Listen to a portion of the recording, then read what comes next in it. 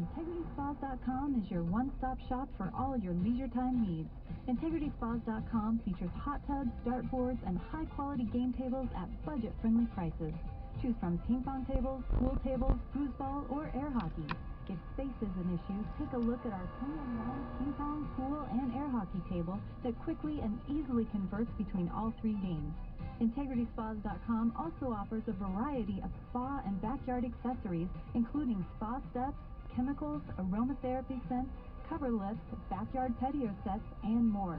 In business for 10 years, IntegritySpas.com has thousands of satisfied customers nationwide. So soak in the fun, where we always put you, the customer, first. For more information, call toll-free 877-233-8123. That's 877-233-8123. Or visit us online at IntegritySpas.com. That's IntegritySpas.com.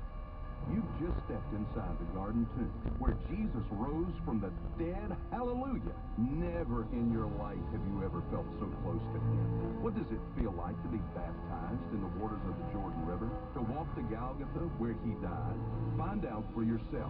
Ask your pastor or visit goisrael.com to learn more about making the journey that will transform your faith in God and his word. Experience Israel. You'll never be the same. Since its founding by missionary statesman Dr. Lester Summerall in 1987, Feed the Hungry has followed Christ's calling to feed his people, delivering food and supplies to over 90 countries. Hear news about the lives of children in need today at 4 p.m. Central on the Full Life Radio special. Feed the Hungry is getting not only food and supplies, but God's Word into hard-to-reach countries. You'll hear true stories about how Feed the Hungry is working to give children what they need to live a full life. That's today at 4 p.m. Central. Here's a look at weather around the Branson area. Expect variable cloudy sky with snow showers for today and cold, high of 28. Light snow showers clearing later, the low 14. For my look for a partly cloudy sky, getting more cloudy in the afternoon, the high 41. Bot Radio Network is expanding across the nation with iHeartRadio. With millions of listeners every month, iHeartRadio is one of the fastest growing digital services in Internet history. Download the iHeart app on your digital device today and set BRN as your favorite station. Bot Radio Network. We're excited to inform you that Gospel for Asia's gripping new film, Veil of Tears, is coming to a theater near you. Veil of Tears, featuring insights by Dr. K.P. Yohannan and narrated by Christian music artist Natalie Grant, gives voice to millions of women who are trapped in despair and stand on the verge of freedom. The fact is, after centuries of oppression, Asia's women are some of the most disadvantaged, unreached people in the world. This is a story about their rescue. It's also a story of God's redeeming love and the power of hope. To purchase your tickets or to bring the film to your city, go to roadtoreality.org and click on the Veil of Tears banner.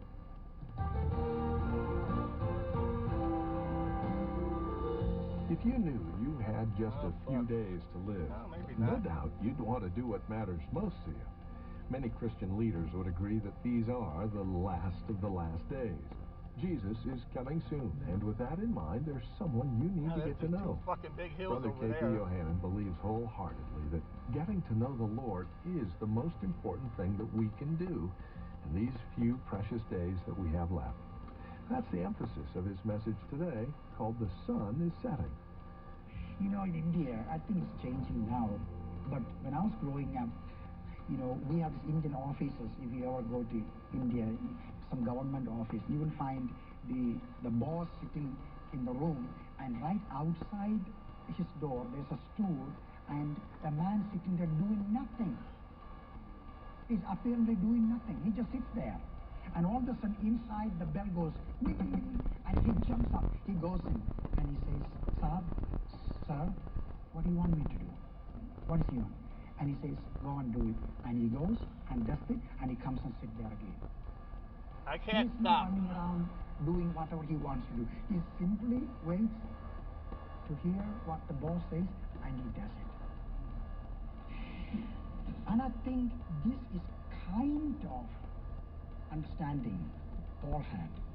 But it's kind of crazy thing. Here's a man who is totally on the move all the time. He was so lazy. But God asked him to do things, more things than most people, but only things he God asked him to do.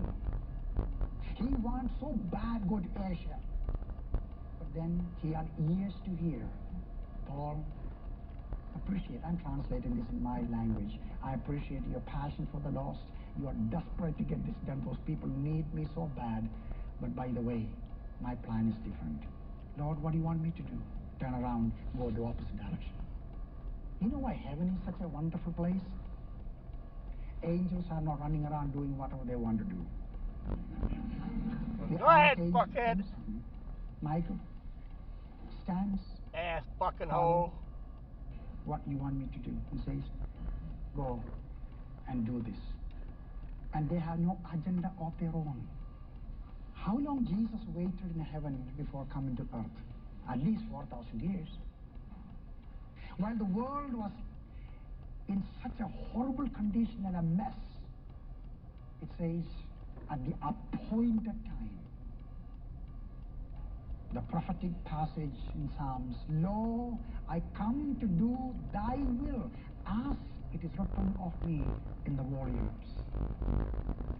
And when he came to this earth, I just don't understand. Was he less of God when he was 20 years old?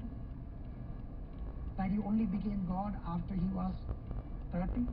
Now we're going or to have 33? To be the perfect sacrifice? Why on earth he must wait 30 years before spending 3.5 years? You fucking ass fucking hole. Talking Go about the ahead, kingdom you of healing fucking the sick, asshole. calling his disciples and doing things. You ever thought about that? You ever thought about John's Gospel chapter 11 where who was sick? Lazarus, remember? You remember the statement that was made, Martha and Mary sent word, and what did they say to Jesus? The messenger says, Lazarus, whom you love, is sick. There is no request. Please, Jesus, please come and lay your hand on him and heal him. Please rush. His temperature is going up. Please. None of those things. Simple statement. Jesus, the one you love, your affection, your feelings are so attached. They didn't need to plead like many other people did. Please, Lord, heal. No. They knew Jesus was so emotionally attached to this family that all he needed to hear was Lazarus was not well. He will leave everything and rush. But you know, that didn't happen. And everybody expected for him to run. And Jesus says, my time is not yet come. But then, poor Lazarus dies, he is buried, and he stinks. And then he says, let's go. And they say, Jesus, what on earth are you talking about? He's gone. It's too late. It's been days he's buried, and it just worms already ate up everything that was there. What must have happened, which I'm not able to experience fully in my life? I'm little bit unlearning, and I say this to you honestly. As a human being, he was 100% human being and 100% God. But he lived as a man. When I hear my son is sick or my daughter is sick, I'm telling you, with all my rationale, all my objectivity, there's something inside me hurts. You see, we all feel like that, don't we? And Jesus had not very many friends on earth. He just had one wonderful family. I don't even want to see what they're doing down that hill. They loved him. Stupidity. And he must have said, Father, please, may I go? And this is my imagination. Please, don't label me as a liberal or anything like that. Father said, I know how you feel, but the time is not yet. But Father, please, I love him. I'm lonely on earth. I don't have very many people. Please, son, time has not yet come. Yes, Father.